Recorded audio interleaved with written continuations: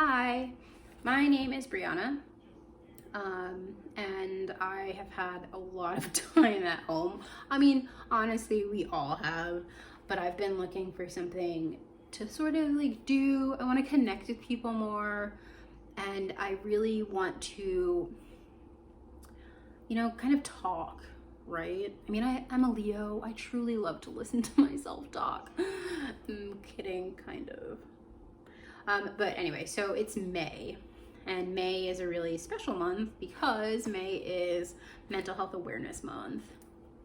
And as someone who deals with depression and anxiety, it's a month where I get to really talk about something that matters to me, which is handling and understanding and really kind of growing within myself and battling my mental health, which in the age of COVID and that rona, it's a bit of a struggle.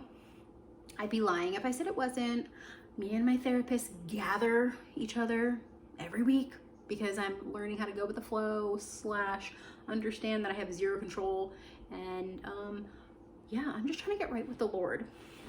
But anyway, so I feel like in order for us to understand how I got here, we need to talk about how far I fell back then.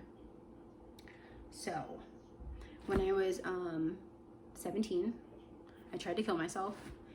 Yes, we're going deep on the first episode. Yeah, so I tried to kill myself when I was in high school, which is shocking, kind of. But in reality, a lot more people deal with depression and suicidal ideation than we know.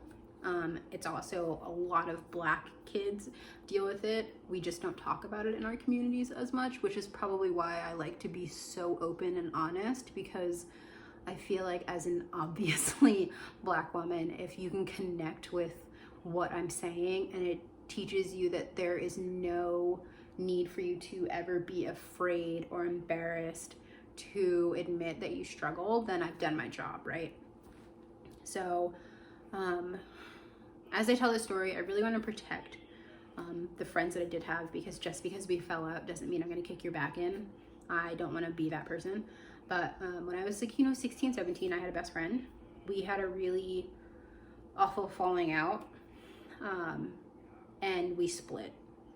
But my mom used to call us like frickin' frack because we were so close. We could finish each other's sentences. We shared clothing. We slept over each other's houses. Like, we were together constantly, to the point where that was my sister.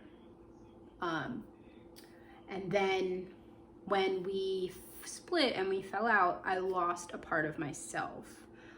And I think that's something that nobody talks about in young relationships, like in friendships that you build, that you're still really learning about yourself. You're still trying to figure out who you are.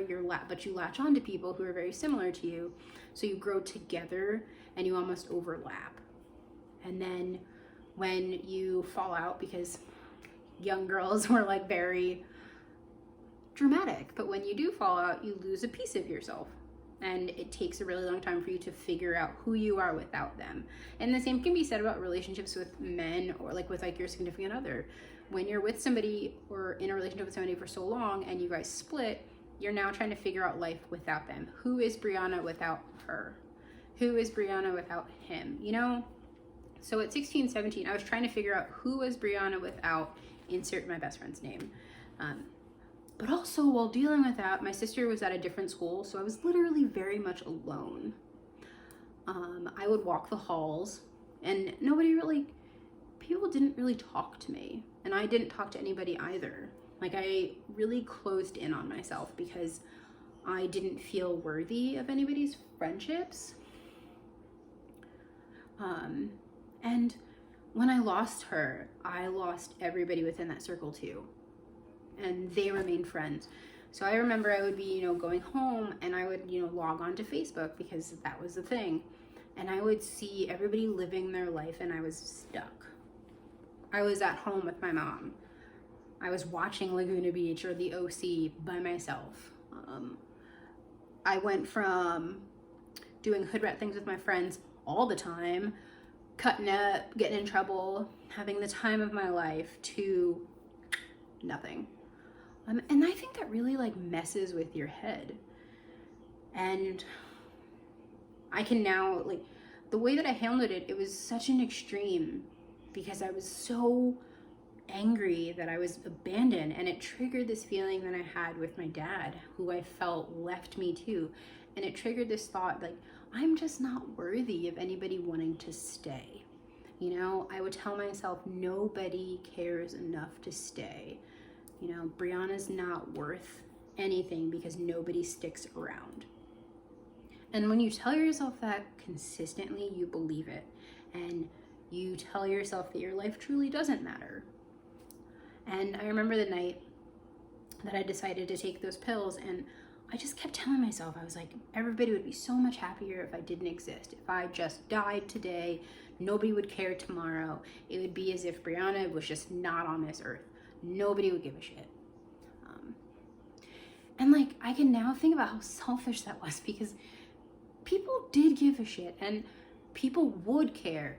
But I think that I was so far gone that, like, I really didn't care if I lived or died, because I was so alone. I felt like the world was out to get me, and that I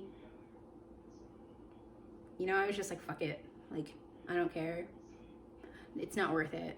Like, I'm never gonna do anything else with my life. Like, I've lost everything. Like, this is it. And even though it sounds super dramatic now, when you're that young and you're still growing and your brain is still trying to function and figure out who you are, you lose your friends and everything's over. Like, you don't function without them when you're 16, 17. And those are like the fundamental years.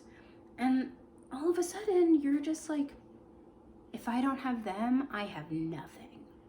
And I remember every time I, talked to, like, juniors and seniors or like freshmen about mental health and depression and wanting to kill myself, and I would make that joke about how my life didn't matter because nobody liked me. And I make a joke now, but it's actually very serious, because I really believed it, that if nobody liked me, I served no value. But, I remember, after I took the pills, I was like, this is it. But I don't want to end my life without talking to somebody, So I dialed the suicide hotline, and I was waiting for them to pick up. And this guy picks up, and this guy doesn't know me from a can of paint. You can't see each other. You're just relying on somebody's voice. And you could hear the emotions in my voice that, like, I was losing it. And the guy said something that has stuck with me forever. It was, you are worthy of this life. And if I didn't believe in the power of words now, I truly believe that those words mattered most. Okay, I'm back. I had to figure out a crisis. Where did I leave off? Okay, we were talking about the power of words. So having some guy who didn't know me from a can of paint tell me that I mattered when I needed those words the most have really stuck with me throughout my life, obviously, because I can remember that conversation verbatim. It really gave me what I needed at that time. I think I had been searching for a reason not to, fully commit to killing myself. I needed someone to tell me that they cared. I needed someone to, validate that my life mattered, right? Because I had been, searching for someone to tell me that I, Brianna, mattered.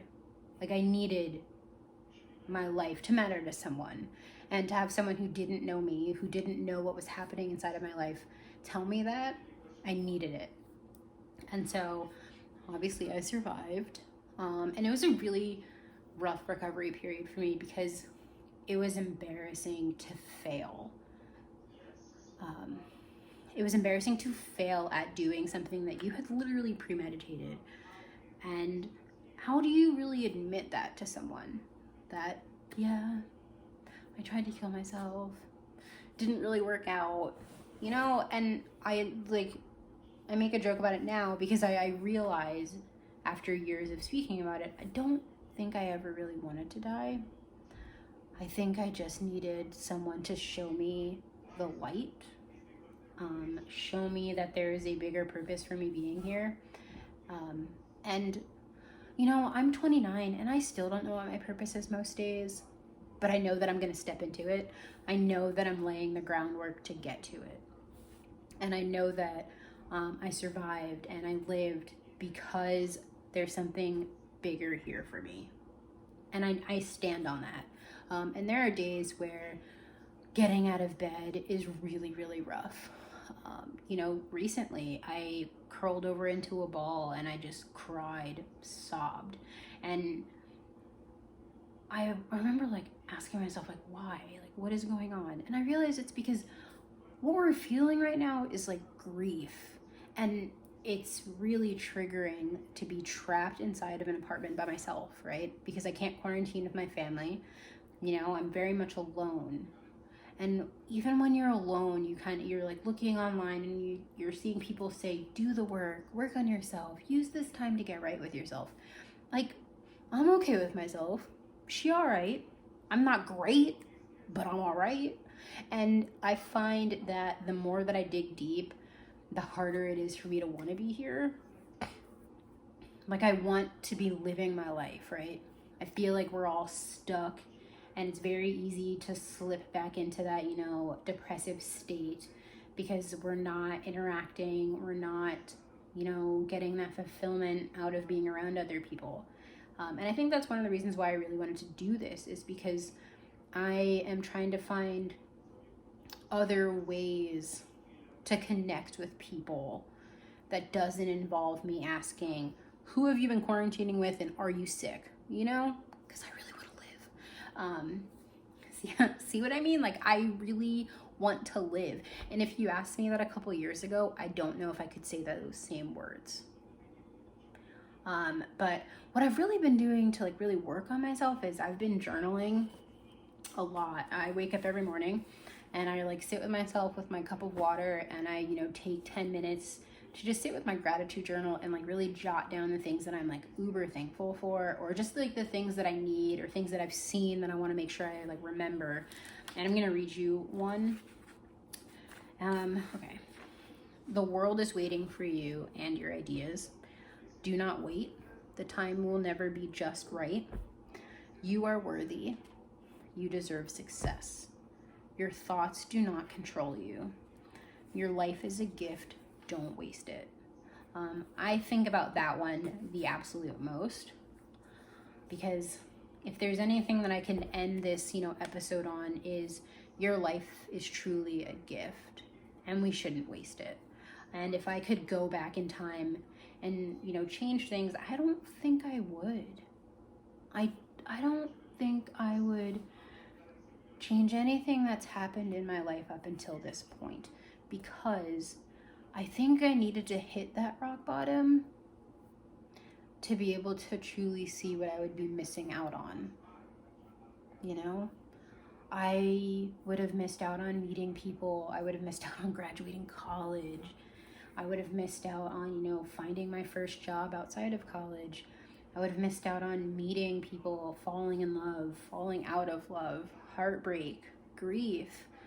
I would have missed all of that. And I would have missed the hugs of my moms or my sisters, you know, or me texting my sister, hey bitch. Like, I would have missed out on all of those moments. And I can now sit with myself and say, I am so goddamn thankful that I didn't die. Because there's so much more to life, you know? Yeah, just because I'm struggling some days and getting out of bed sucks, there are other days where life feels so good. Feeling the sun on my skin, or calling up my mom and hearing her say, hey baby, or, you know, texting my sister like, yo, what you doing? Or like getting on Instagram and logging onto Leslie Jordan's Instagram and saying, well, shit, what are y'all doing? Like, it's like the little moments that I feel like I took for granted for so long, because something that I've always said to my therapist is that having depression is like living in a fog. The really, really hard days you don't remember, and it almost kind of blurs out your life.